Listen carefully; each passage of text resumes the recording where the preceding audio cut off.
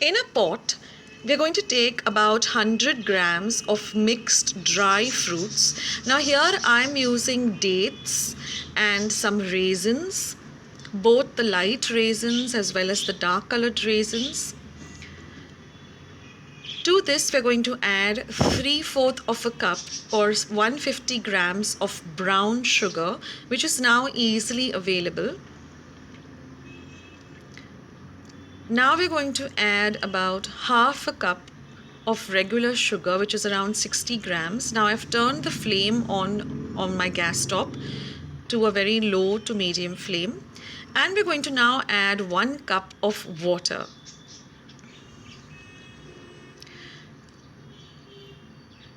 Now we're going to add some spices. So here I have half a teaspoon of cardamom powder or elaichi powder, half a teaspoon of cinnamon powder or dalchini powder,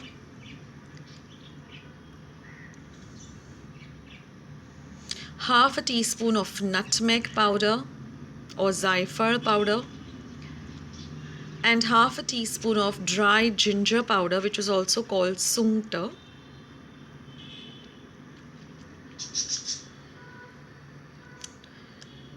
Now we're going to stir all of this very, very well.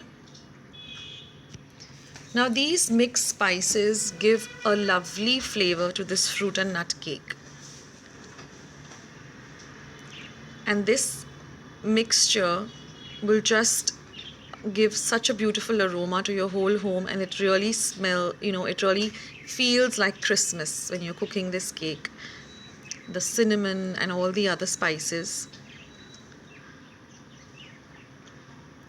Now I'm going to put a timer of 5 minutes exactly and bring this mixture to a soft boil on a low to medium heat. We don't want to give it a very we don't want to cook it on a high flame. We just want to gently boil it for exactly 5 minutes. So you can put a 5-minute timer on your watch, on your phone, and you can stir in between, but let it come to a gentle boil.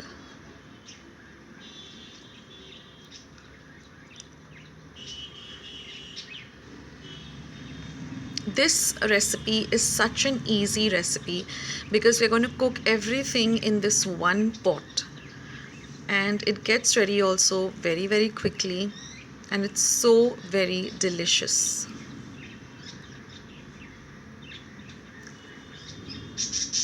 Now you can add whatever dry fruits you like of your choice.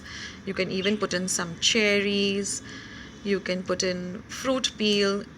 That makes your cake look nice and colorful too.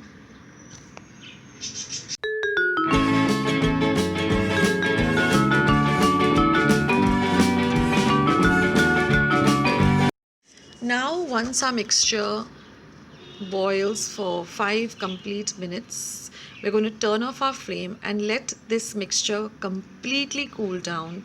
So keep it aside for about half an hour till it completely cools down. Now after half an hour, when our mixture has completely cooled down, we're going to add about 1 cup or 120 grams of dry nuts. So here I'm adding some cashew nuts, walnuts. You can add almonds, pistas, hazelnuts. I'm adding about half a cup of butter or 100 grams of butter, which is at room temperature. So your butter has to be nice and soft. And we're going to mix this butter in very, very well with the rest of the mixture. Like I said, you don't require many baking vessels for this, just one pot. Now I'm going to add 1 cup or 100 grams of cocoa powder. This gives the cake a lovely color and a lovely taste too. So mix in the cocoa powder very well.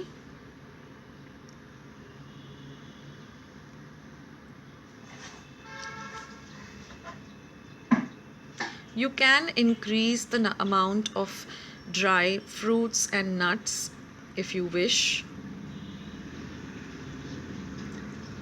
Now I'm going to add about half a teaspoon of baking powder. and half a teaspoon of vanilla essence.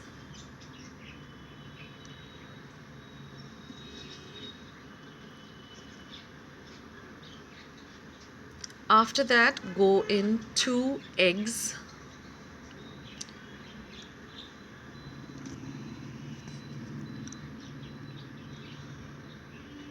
Again, give this a good mix.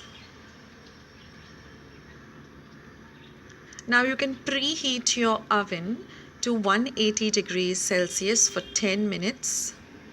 And now we're going to add 120 grams or 1 cup of maida or all-purpose flour. And we're going to add a little of it at a time and fold it in.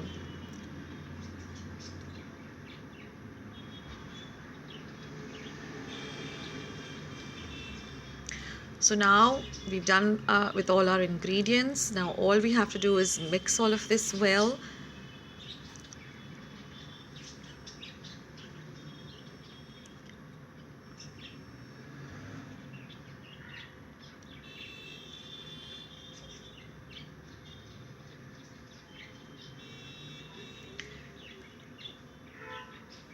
Now once that is done, I've lined a cake tin with some baking paper or parchment paper, and I've brushed some butter so that the paper sticks to the cake tin. And now we're going to pour the entire mixture into our cake tin. And now we're going to bake this at 180 degrees Celsius for 30 to 45 minutes.